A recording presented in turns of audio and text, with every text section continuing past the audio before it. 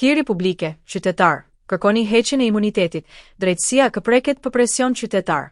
Në Republikën e Shqipërisë, drejtësia nuk ecën përpara nga vullneti i pushtetit, por kur pushteti detyrohet nga presioni qytetar.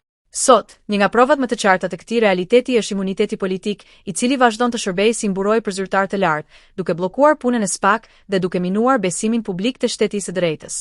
Prandaj, u bën thirrje qytetarëve të Republikës së Shqipërisë të ushtrojnë presion të ligjshëm, qytetarë dhe të organizuar ndaj deputetëve, për heqjen e imunitetit të Belinda Ballukut, në mënyrë që SPAK dhe drejtësia të bëjnë punën e tyre pa pengesa politike. Imuniteti nuk është pafajësi. Imuniteti nuk është provë pafajësie. Imuniteti është privilegj procedural i krijuar për të mbrojtur funksionin, jo individin. Kur ai përdoret për të shmangur hetimin, kthehet në armë kundër drejtësisë. Nëse një zyrtar është e pastër, hetimi nuk e dëmton.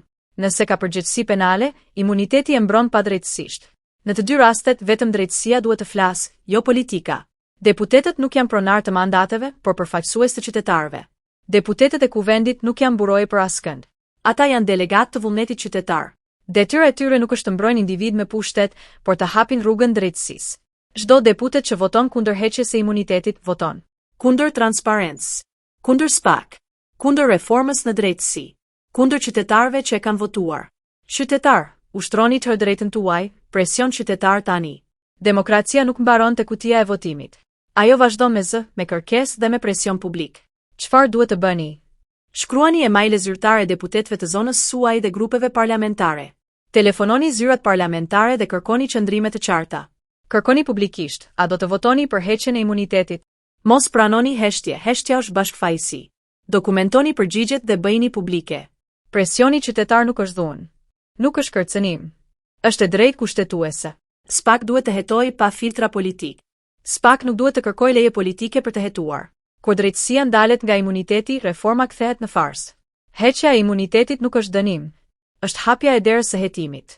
Kush e pengon këtë hap, merr përgjegjësi morale dhe politike për çdo të vërtetë të fshehur. Mesazhi është i qartë. Nuk kërkojmë dënime pa gjysh. Nuk kërkojmë linçime. Nuk kërkojmë propagandë. Kërkojmë vetëm drejtësi të lirë nga politika. Dhe drejtësia nuk vjen vetë. Ajo imponohet nga qytetarët. Nëse deputetët nuk reagojnë, qytetarët duhet të ngrenë zërin më fort. Sepse një shtet ku imuniteti është më i fortë se ligji, nuk është shteti së drejtës, është regjimi privilegji. Koha për presion qytetar është tani.